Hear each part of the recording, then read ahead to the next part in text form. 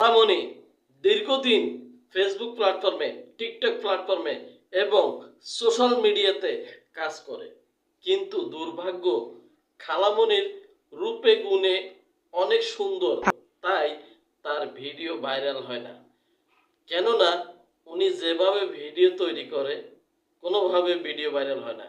তো খালামণিকে সামান্য একটু ডোজ দিলাম যে খালামণি এইভাবে ভিডিও তৈরি করবেন। আপনি ডান্সের সাথে সাথে মানে গানের সাথে সাথে ডান্স দিবেন।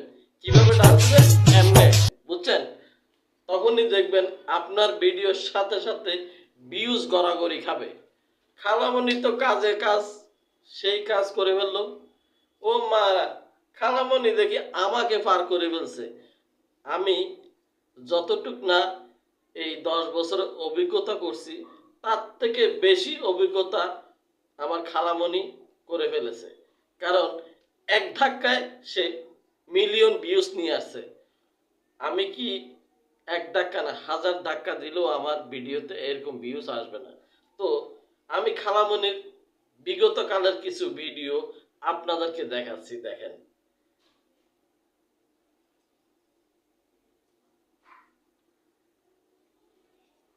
এগুলো হলো বিগত কালের ভিডিও, বুঝছেন?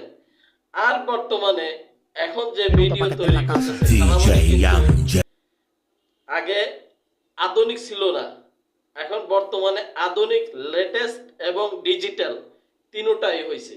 কিভাবে? খালামণি কিন্তু আগে শাড়ি পরতো, আর এখন পরে জিন্স প্যান্ট, টি শার্ট এবং গানের সাথে সাথে ইংলিশ ডান্স।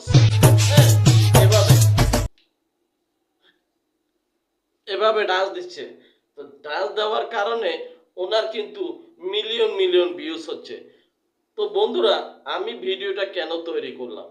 তোমরা যারা Facebook, TikTok, YouTube, social media থেকে সফলতা পেতে যদি চাও, তাহলে আমার খালামণির মতো এভাবে এভাবে নাচ দিতে হবে। পারবা? যদি পারো তাহলে খালামণির মতো ভিডিও তোমরাও তৈরি করো।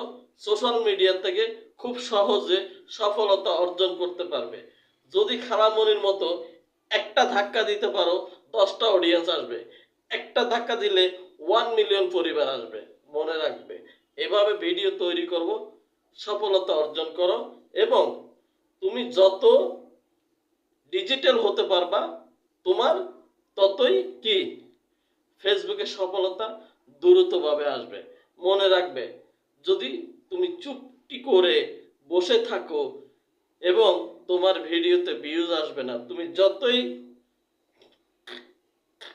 এভাবে লাফাবে ততই তোমার অডিয়েন্স আসবে এবং ভিউজ আসবে এবং ইনকাম আসবে। সো ভিডিও ভালো থাকলে, ভালো হলে তোমার ভিডিওতে ভিউজ আসবে এবং ইনকাম হবে। আমার চ্যানেলটা যদি তোমাদের ভালো লাগে, সাবস্ক্রাইব করবে, এবং যারা ফেসবুক থেকে দেখবে ফলো দিয়ে পাশে থাকবে। আরও নিত্য নতুন এরকম ভিডিও আসবে। Let's go.